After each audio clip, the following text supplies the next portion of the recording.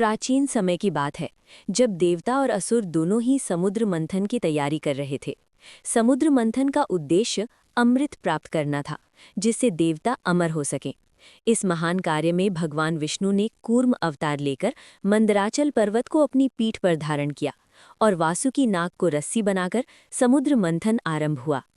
समुद्र मंथन के दौरान अनेक अद्भुत वस्तुएं प्रकट हुईं।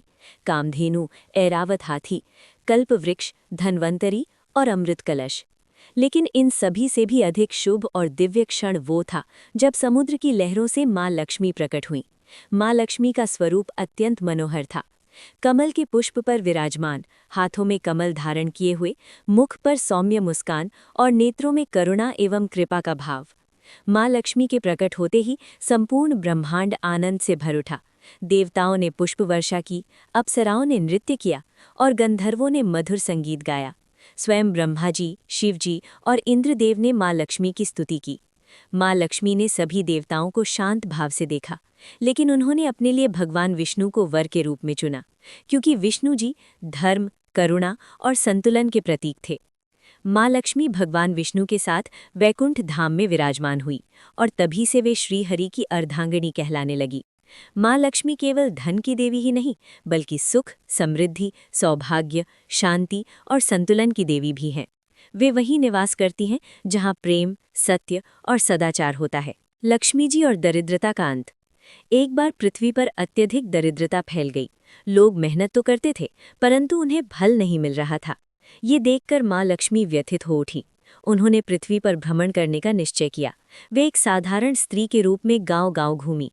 जहां उन्हें लालच, अहंकार और असत्य मिला, वहां वे रुकने को तैयार नहीं हुई। परंतु एक छोटे से घर में उन्होंने एक गरीब परंतु अत्यंत धर्मपरायण दंपत्ति को देखा। घर में धन नहीं था, लेकिन प्रेम, सेवा और श्रद्धा का वास था। उस स्त्री ने अतिथि समझकर माँ लक्ष्मी को थोड़ा सा अन्न प्रेम से खिलाया।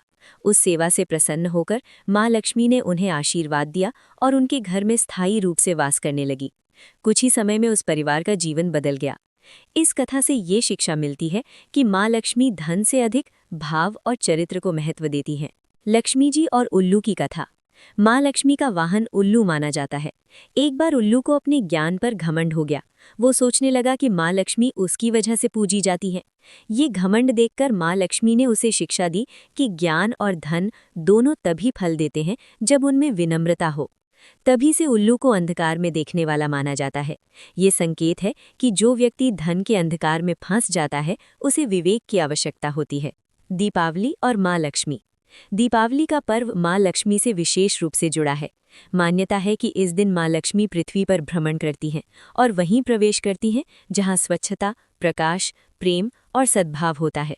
इसलिए लोग अपने घरों की सफाई करते हैं, दीप जलाते हैं और लक्ष्मी पूजन करते हैं। लक्ष्मी जी की शिक्षा। माँ लक्ष्मी ये सिखाती हैं कि धन का सदुपयोग होना चाहिए। परिश्रम और ईमानदारी से अर्जित धन ही शुभ होता है। जहाँ अहंकार होता है, वहाँ लक्ष्मी नहीं टिकती। सेवा, प्रेम और दया से ही सच्ची समृद्धि आती है। उपसंहार। माँ लक्ष्मी केवल स्वर्ण और वैभव की देवी नहीं, बल्कि जीवन को संतुलित और सुंदर बनाने वाली शक्ति है। जो व्यक्ति धर्म के मार्ग पर चलता है, माता पिता का सम्मान करता है, सत्य बोलता है और परिश्रम करता है, वहीं माँ लक्ष्मी का वास होता है। जहाँ श्रद्धा है, वहीं लक्ष्मी है। जहाँ सेवा है, वहीं समृद्धि है। जय माँ लक्ष्मी।